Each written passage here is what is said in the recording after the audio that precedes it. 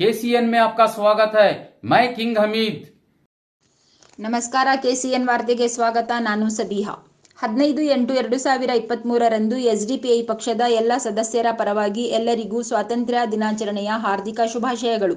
ಅಂದು ಬ್ರಿಟಿಷರ ಹಿಂಸೆಯಿಂದ ಭಾರತ ಸ್ವಾತಂತ್ರ್ಯ ಪಡಿಸಲು ತಮ್ಮ ಪ್ರಾಣವನ್ನು ತ್ಯಾಗ ಮಾಡಿದರು. ಸಾವಿರಾರು ಜನ ತಮ್ಮ ಮನೆ ಪರಿವಾರಗಳನ್ನು ತೊರೆದರು. ಇಂದು ಹಿಂದೂ ಮುಸ್ಲಿಂ ಎನ್ನುತ್ತಾ ಜಾತಿ ಮಧ್ಯೆ ಕಲಹ ಹುಟ್ಟುಹಾಕಿ ಅಮಾಯಕರ ಪ್ರಾಣ ತೆಗೆಸುತ್ತಿದ್ದಾರೆ. ಅಂದು ಮಹನೀಯರಾದ ಸರ್ ಸೈಯದ್ ಅಹಮದ್ ಖಾನ್, ಜವಾಹರ್ಲಾಲ್ ನೆಹರು, ಮಹಾತ್ಮ ಗಾಂಧಿ, ಅಶ್ಫಾಕುಲ್ಲಾ ಖಾನ್, ಮಂಗಲ್ ಪಾಂಡೆ, ಬೇಗಂ ಹಜರತ್ ಮಹಲ್, ಟಿಪ್ಪು ಸುಲ್ತಾನ್, ಡಾಕ್ಟರ್ ಜಾಕಿರ್ ಹುಸೇನ್, ಫಖ್ರುದ್ದೀನ್ ಅಲಿ ಅಹಮದ್ ಇನ್ನೂ ಅನೇಕರು ತಮ್ಮ ಜೀವ ಬಲಿದಾನ ಮಾಡಿ ನಮಗೆ ಸ್ವಾತಂತ್ರ್ಯ ಗಳಿಸಿಕೊಟ್ಟಿದ್ದಾರೆ. ಅಂದು ಭಾರತದ ಸಂಪತ್ತನ್ನು ಬ್ರಿಟಿಷರು ಹೊರ ರಾಷ್ಟ್ರಗಳಿಗೆ ರಫ್ತು ಮಾಡಿ ಭಾರತದ ಜನರನ್ನು ತಮ್ಮ ಆಳುಗಳಂತೆ ನೋಡುತ್ತಿದ್ದರು. ಬ್ರಿಟಿಷರೇ, ಭಾರತ ಬಿಟ್ಟು ತೊಲಗಿ, ಈ ಮಾತನ್ನು ಮೊದಲು ಹೇಳಿದ್ದು ಮೌಲಾನಾ ಅಬುಲ್ ಕಲಾಂ ಆಜಾದ್. ಬರುವ ಮುಂದಿನ ದಿನಗಳಲ್ಲಿ ಇಂದಿನ ಕಪಟ ಸರಕಾರದಿಂದ ನಾವು ಸ್ವಾತಂತ್ರ್ಯ ಪಡೆಯುವೆವು ಎಂದು ತಮ್ಮ ಮಾತುಗಳಲ್ಲಿ ಎಸ್ಡಿಪಿಐ ಸದಸ್ಯರೊಬ್ಬರು ಹೇಳಿಕೊಂಡಿದ್ದಾರೆ. ಮಣಿಪುರದ ಹಿಂಸೆಯ ಬಗ್ಗೆ, ಹರಿಯಾಣದಲ್ಲಿ ನಡೆಯುತ್ತಿರುವ ಗಲಭೆಗಳ ಬಗ್ಗೆ, ಮುಂಬಯಿಯಲ್ಲಿ ರೈಲಿನಲ್ಲಿ ಆದ ಘಟನೆಗಳು ನೋಡಿದರೆ, ಹಾಗೂ ಮುಸಲ್ಮಾನರ ಹಿಜಾಬ್, ರೈತರ ಸಂಕಷ್ಟಗಳು, ಹೀಗೆ ನೂರಾರು ತೊಂದರೆಗಳ ಬಗ್ಗೆ ನೋಡಿದರೆ ನಮಗೆ ಸ್ವಾತಂತ್ರ್ಯ ಸಿಕ್ಕಿದೆ ಎಂದು ಅನಿಸುತ್ತದೆಯೇ? ಒಮ್ಮೆ ಯೋಚನೆ ಮಾಡಿ. ಇಂದು ಜನರ ಮೇಲೆ ನಂಬಿಕೆ ಹೊರಟು ಹೋಗಿದೆ. ಜನರ ಮಧ್ಯೆ ಕಲಹಗಳು ಹಾಕಿ ಒಬ್ಬರು ಇನ್ನೊಬ್ಬರನ್ನ ಹೊಡೆದು ಹಾಕುತ್ತಿದ್ದಾರೆ. ಜನರೇ, ಎದ್ದೇಳಿ, ಜಾಗೃತರಾಗಿರಿ. ಹೀಗೆ ಜಗಳ, ಹಿಂಸೆ ನಡೆಯುತ್ತಿದ್ದರೆ ಮುಂದಿನ ಪೀಳಿಗೆಗೆ ನಾವು ಕೊಡುವಂತಹ ಪಾಠ ಇದೇನಾ? ವಾರ್ಡ್ ಸಂಖ್ಯೆ 33 ಪ್ರಮುಖರಾಗಿ ಬಂದಂತಹವರು: Abdul Majeed state president, Mohammad Amjad ward president, Rafat Khan district president, Amjad Khan SWC member, Maulana Nooruddin SWC member, Mohammad Saifullah district general secretary, Sanya WIM sister, Waseema Banu WIM ward 33 incharge, Basheer Ahmed ward 33 corporator. ಇನ್ನೂ ಅನೇಕರು ಭಾಗವಹಿಸಿದ್ದರು. ಬನ್ನಿ ಕ್ಯಾಮ್ರಾಮ್ಯಾನ್ ಅಬ್ದುಲ್ ಹಮೀದ್ ಜೊತೆ ನೋಡೋಣ. ಸಬ್ಸ್ಕ್ರೈಬ್ ಮಾಡಿ.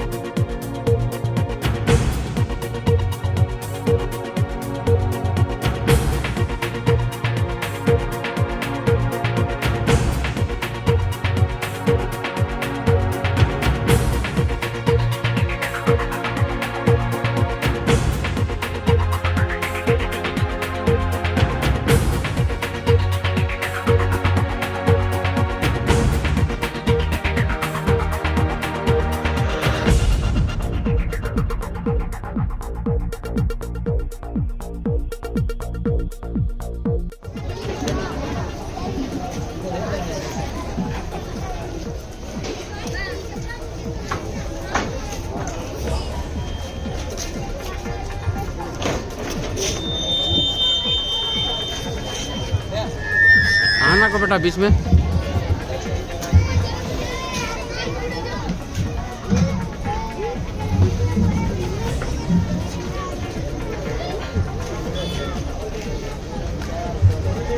अस्सलाम वालेकुम रहमतुल्लाहि व बरकातहू।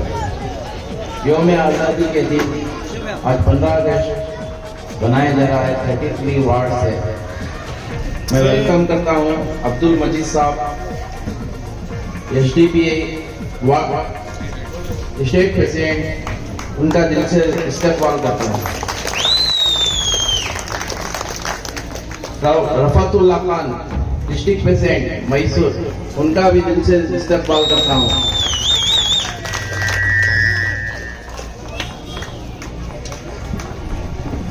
अमजद खान साहब, SWC मेंबर, उनका भी दिल से इस्तकबाल करता हूँ। नूरुद्दीन मौलाना, SWC मेंबर, उनका भी मैं दिल से इस्तकबाल करता हूँ। मोहम्मद शफी, डिस्ट्रिक्ट सेक्रेटरी मैसूर, उनका भी दिल से इस्तकबाल करता हूँ। Sania madam, district women's movement, उनका भी दिल से शुक्रिया अदा करता हूँ। वसीमा बानू 33 वार्ड, उनका भी इस्तकबाल करता हूँ। मोहम्मद वसीम, ब्लैक प्रेसिडेंट, उनका भी इस्तकबाल करता हूँ। जवाब भी उनका भी इस्तेमाल करता हूँ, ब्लैक सेक्रेटरी।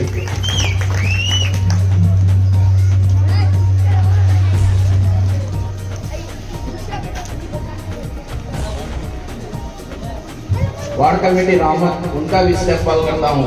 वार्ड कमेटी ताजवर, उनका भी इस्तेमाल करता हूँ।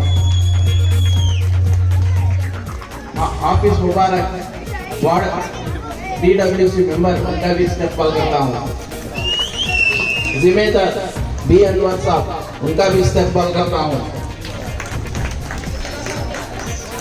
जिम्मेदार 33 वार्ड के मुकरम भी, उनका भी इस्तेमाल करता हूँ।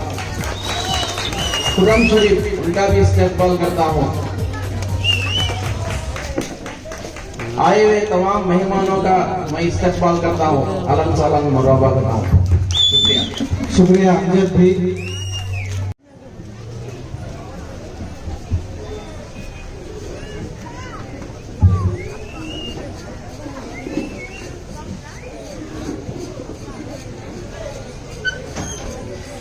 Social democratic party of India ward number 33 के जानिब से यौम आजादी के इस मौके पर ऑर्गेनाइज किया हुआ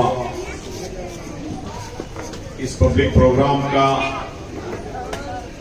सदर जलसा वार्ड नंबर 33 के प्रेसिडेंट अमजद भाई, हमारे स्टेट का वर्किंग कमेटी मेंबर मौलाना नूरुद्दीन फारूकी साहब, district president Rafatullah Khan sahab, district general secretary Mohammad Shafi sahab और स्टेज पे तशरीफ फरमा डिस्ट्रिक्ट के लीडर्स, इस मोहल्ले के जिम्मेदार हजरात, मेरे सामने बैठे हुए भाइयों बहनों बुजुर्गों बच्चों और मीडिया के जिम्मेदार हजरात, सबसे पहले मैं अब तमाम लोगों को यौम आजादी का मुबारकबाद पेश करता हूं। बहुत खुशी की बात है, मैं शुक्रिया अदा करता हूं हमारे वार्ड नंबर 33 के जिम्मेदारों को। आज का इस मौके पर आप बेहतरीन तरीके से आज सुबह से लेकर प्रोग्राम ऑर्गेनाइज किया। हम लोगों को यानी तमाम लोगों को याद दिलाने का एक कोशिश किया, हमारे बुजुर्गों ने इस देश के लिए क्या कुर्बानी दिया, उनका कुर्बानी के बारे में एक रास्ते, एक मीनार मस्जिद से लेकर यहाँ तक जितने भी हमारे जिम्मेदार हजरात आजादी के लिए जो जंग लड़े थे, कुर्बानी दिए थे, उनका फोटो और उनका जो ब्रीफ हिस्ट्री डालकर हमारे को और एक बार उन कुर्बानियों का याद दिलाने में हम लोग को मदद किया। शुक्रिया आप लोगों का, वार्ड नंबर 33 का जिम्मेदार भाइयों बुजुर्गों माँ बहनों, हम जिंदा, हम सब तमाम लोग जिंदा है ना? क्या खामोश होगी? जिंदा है नहीं? तो जिंदा होने का एक सबूत जो है इस देश में, हम जिंदा होने का एक सबूत है कि हर नाइंसाफी का खिलाफ, हर जुल्म का खिलाफ खड़े होना, उसके लिए बात करना, उसके लिए जद्दोजहद करना। देखिए, आज खुशी के साथ हम यौम आजादी का दिन बना रहे हैं। जैसा कि इधर बात आया, सुबह से लेकर अब तक हमारा प्रोग्राम, अलग अलग प्रोग्राम किया, फ्लैग होस्ट किया, मिठाई बांटे, खुशियां मनाई। क्या इस देश को आजादी दिलाने में जो जद्दोजहद हुआ, जो कुर्बानियां हुआ, हजारों लाखों लोग शहीद हुए, इनके बारे में सोचे या फिक्र करें, इनके लिए दुआ करें। हम लोग, हम आजादी से बहुत आसान से आजादी मिले ऐसे समझते हैं, ऐसा नहीं है भाई। लगातार 300 साल, कितने 300 साल जद्दोजहद किए। शहीद मिलत टिप्पू सुल्तान रहमतुल्लाह अलैह से लेकर बहादुर शाह जफर साहब से लेकर भगत भगत सिंह से लेकर सुभाष चंद्र बोस से लेकर महात्मा गांधी जी, नेहरू जी के साथ अब तक अब्दुल कलाम आजाद, हजरत ख्वान तक की जितने भी लोग, हजारों नौजवान, हजारों जो हमारे आर्मी के लोग जद्दोजहद करने के बाद 300 साल मुसलसल जद्दोजहद होने के बाद हमारे को हम आजादी मिला। आजादी मिलने के बाद जो अभी 70-75 साल से जो हुकूमत होने का है, इस हुकूमत में जो लोग, जो जिम्मेदारों ने, जो बुजुर्गों ने हम लोग को आजादी दिलाए थे, उनका एक ख्वाब था, एक सपना था, एक सोच था, एक फिक्र था, इस देश का हर बाशिंदे खुशहाली के साथ बेहतर जिंदगी करे, तवफ़ुज़ के साथ जिंदगी करे और आजादी के साथ जिंदगी करे। मगर बहुत अफसोस होता है, आजादी के अमृत महोत्सव बनाए हम, क्या हकीकत में इस देश का बाशिंदों को आजादी मिला है? क्या इस देश का मुसलमानों को आजादी मिला है? क्या इस देश का दलितों को आजादी मिला है? क्या इस देश का आदिवासियों को आजादी मिला है? क्या इस देश का औरतों को आजादी मिला है? बहुत फिक्र से हम लोग सोचना चाहिए। हम देख रहे हैं मणिपुर, इस देश का एक रियासत है, लगातार 3 महीनों से दंगा फसाद चलने का है। 300 ज्यादा लोगों को खतरेआम किया गया, 70,000 लोग बेघर हो गए, 300 से ज्यादा चर्चों के ऊपर हमला हुआ, डिमोलिश किया गया, देवलों के ऊपर भी 17 देवल को भी तोड़ा गया, हमारे मां बहनों का इज्जत लूटा गया, उनका कपड़े निकालकर एक रैली के शक्ल से लेके जा रहे हैं।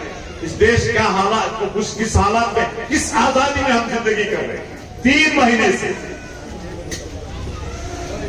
क्या इस देश में 140 करोड़ रहने वाले इस देश में इस बेहतरीन आर्मी है, पुलिस सिस्टम है, उसके बावजूद भी क्यों रोका नहीं जा रहा है इस दंगे फसाद?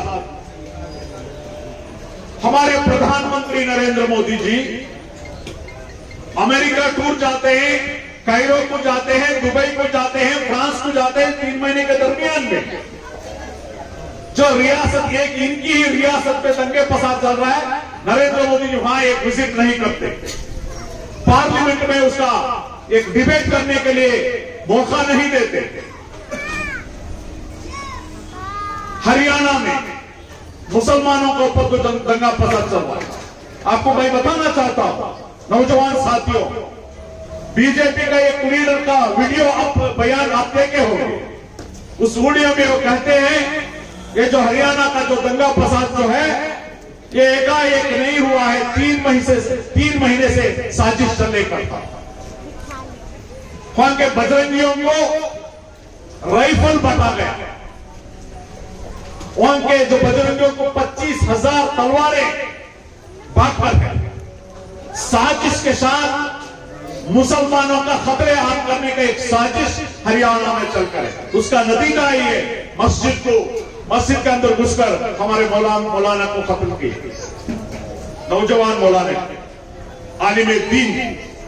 और अफसोस इस बात की, जैसा कि सानिया ने इधर बताए, कहां है उलमाए किराम? क्यों आवाज नहीं आता आपसे? बहुत अफसोस होता है मुझे। क्या यही हमारे बड़ों ने, यही हमारे उलमाए ने सिखाए थे इस देश के लिए? इस देश के लिए हजारों हमारे उलमा शहीद होकर इस देश को आजादी दिलाए। उस आजादी के मुल्क में मस्जिद में घुसकर एक आलिम को मारा जाता है, एक भी आलिम आवाज नहीं उठाते। बहुत दर्द होता है मुझे। कहा है आप? ये सीपीआई ने एक प्रोटेस्ट, एक आवाज उठाने के लिए उदयगिरी मैं पूछना चाहता हूं मैसूर के उलमाए को, इतना उलामा इस प्रोटेस्ट में आप शिरकत करें। मैं आज भी आवाज देता हूं मैसूर के उलमाए कराम को, उठ खड़े हो जाइए उस नाइंसाफी के खिलाफ, क्योंकि आज हरियाणा में चल रहा है, महाराष्ट्र में चल रहा है, असम में चल रहा है, कल मैसूर में भी होने का है। उस दिन दूर नहीं है। तो हम इस जो नाइंसाफी को, कत्लेआम को हम लोग रोकना है, उठ करना है। इसलिए मैं बताया हम जिंदा है। हम जिंदा होने का जो सबूत हम दिखाना है कि हम हर नाइंसाफी के खिलाफ आवाज उठाना है। यहां गिना गया हमारे बुजुर्गों ने जो आजादी दिलाए हैं, बहुत जद्दोजहद के साथ, कुर्बानियों के साथ, शहादत के साथ। इस आजादी को बचाना हमारा जिम्मेदारी है। इस आजाद मुल्क आज फिस्ताही ताकतों, फासिस्ट ताकतों के कब्जे में है। इस फासिस्ट ताकतें, इस फिस्ताही ताकतें इस देश को कब्जा कर इस देश को लूटकर अदानी को, अंबानी को फायदा कर रहे हैं। मुसलमानों के ऊपर, दलितों के ऊपर, आदिवासियों के ऊपर मुसलसल लगातार नाइंसाफी हो लेकर है। हुकूमत से भी नाइंसाफी हो लेकर है। जो नाइंसाफी आप देख रहे हैं, हमारे शरीयत के ऊपर जो हमला करने के लिए जो कोशिश हो लेकर है, यूनिफॉर्म सिविल कोड लाकर हमारा शरीयत को लागू, शरीयत को रोकने के लिए एक साजिश चल लेकर है। इस साजिश को रोकना, जितने भी हमारा वोट लिए वो जिम्मेदार पॉलिटिकल पार्टी का जो जिम्मेदारी है। मैं शुक्रिया अदा करता हूं हुकूमत केरला को, क्योंकि हुकूमत केरला उनका असेंबली में यह पास किया कि यूनिफॉर्म सिविल कोड का खिलाफ है, हम लागू नहीं करेंगे।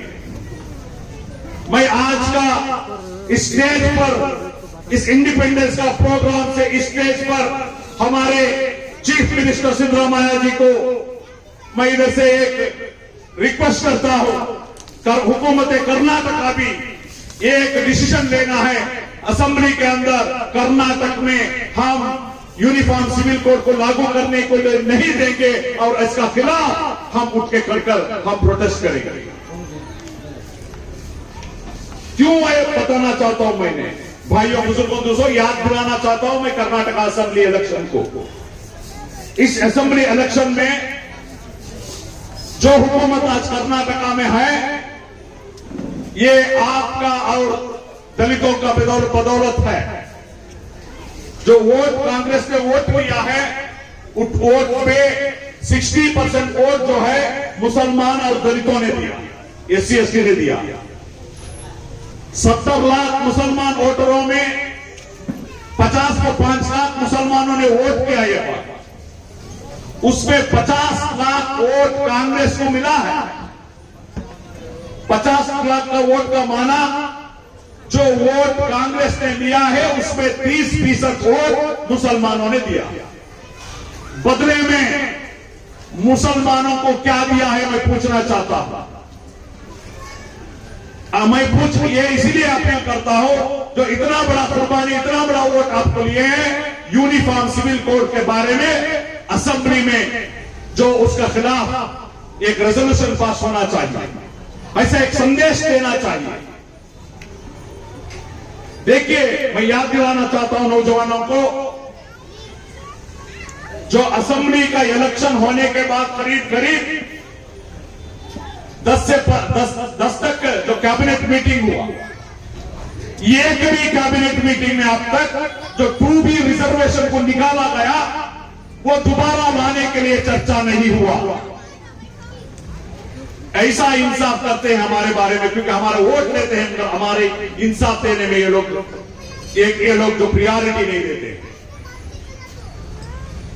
दूसरा, कहीं चर्चा हुआ 2B रिजर्वेशन को निकाला गया था, उस टाइम में तमाम पॉलिटिकल पार्टी भी खिलाफ आवाज उठाई थी, जो प्रोटेस्ट की थी, कांग्रेस ने प्रोटेस्ट की थी। आज कांग्रेस हुकूमत में है कर्नाटक में।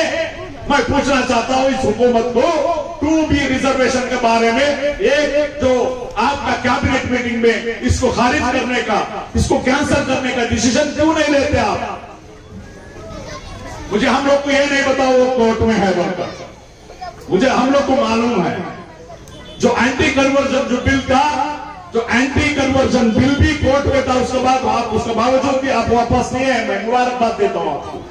अगर एंटी कन्वर्जन बिल जो था वो आप उसको निकालकर आपको निकालते हैं तो क्यों 2D रिजर्वेशन के बारे में जो है पाबंदी है वो क्यों नहीं निकालते? जो हिजाब के बारे में जो पाबंदी है क्यों नहीं निकालते? जो बीफ के बारे में जो बैन है वो क्यों नहीं निकालते? ये मैं पूछना चाहता हूं आज के स्टेज से। तो भाइयों, बुजुर्गों, दोस्तों, हम लोग इस देश का आजादी जो मिला है, आज जो फैसिस्ट इस्लाही ताकतों पे हाथ पर है, इसका खिलाफ आवाज उठाना, इस मुल्क का आजादी को जो बचाना, आजादी को बचाकर हमारे आने वाले नस्ल को एक बेहतरीन एक मुल्क देना हमारा जिम्मेदारी है। हम लोग जो भी हादसा होता है उस हादसे को आता है जो आज व्हाट्सएप में हम ज्यादा से ज्यादा क्या करते हैं, वो व्हाट्सएप मैसेज को दूसरों को फॉरवर्ड करते हैं, बस हमारा काम हो गया। मैंने यही बताया, हमारा जिंदा रहने का सबूत जो है, इसके खिलाफ आवाज उठाना, जद्दोजहद करना, ये हमारा जिम्मेदारी है। बेखौफ होकर घुसनी नहीं चाहिए हम लोग को। शहीद मिलत टीपू सुल्तान रहमतुल्लाह अलैह के वारिस हैं हम लोग, अशफाकुल्लाह साहब का वारिस है हम लोग। तो हम लोग बेखौफ होकर इस देश का जो हर एक नाइंसाफी को, हर एक जुल्म को रोकना हमारा जिम्मेदारी है। हर जो भी नाइंसाफी होने वाले कोई भी कौम का ऊपर हो, चाहे वो दलितों का ऊपर हो, चाहे वो मुसलमानों के ऊपर हो, चाहे वो आदिवासियों के ऊपर हो, इस देश का किसी जात का ऊपर भी अगर नाइंसाफी होने का है, जुल्म होने का है, तो इसका खिलाफ आवाज उठाना हमारा जिम्मेदारी है, हमारा फर्ज। तो भाइयों, ज्यादा वक्त नहीं है, बहुत सारे मुखर्रिरीन आपके सामने बहुत सारे बातें ये है, कोई आए कोई नहीं आए, कोई बात करे ना बात करे, आखिरी दम तक इस देश का नाइंसाफी के खिलाफ, जुल्म के खिलाफ आवाज उठाने वाला एक पार्टी अगर है तो social democratic party of India. आखिरी दम तक हम लोग जद्दोजहद करेंगे, क्योंकि इस देश का बाशिंदे होकर हमारा जिम्मेदारी हम महसूस करते हैं। एक पॉलिटिकल पार्टी के नाते, एक ऑपोजिशन पॉलिटिकल पार्टी के नाते हम लोग, हमारा जिम्मेदारी हम लोग निभाना है, क्योंकि मर के हम अल्लाह को भी जवाब देना है। तो इसलिए मैं उम्मीद करता हूं आज का इस महफिल से, आज का इस मौके पर एक अहद लेकर, जितने भी लोग मेरा आवाज सुन लेकर है, एक अहद लेकर जाना है। हर जानवर भी जिंदगी करता है, हम इंसान, तो इंसान के नाते हम लोग हमारे हर बाशिंदे को तहफ़्फ़ुज़ के लिए काम करना, हर बाशिंदे का बेहतरीन के लिए काम करना, इस मुल्क का डेवलपमेंट के लिए काम करना, इस मुल्क का अमन के लिए काम करना हमारा जिम्मेदारी समझकर, कम से कम हमारे हमने अल्लाह ताला 24 घंटा दिया है, अल्लाह ताला हमें 24 घंटा दिया है।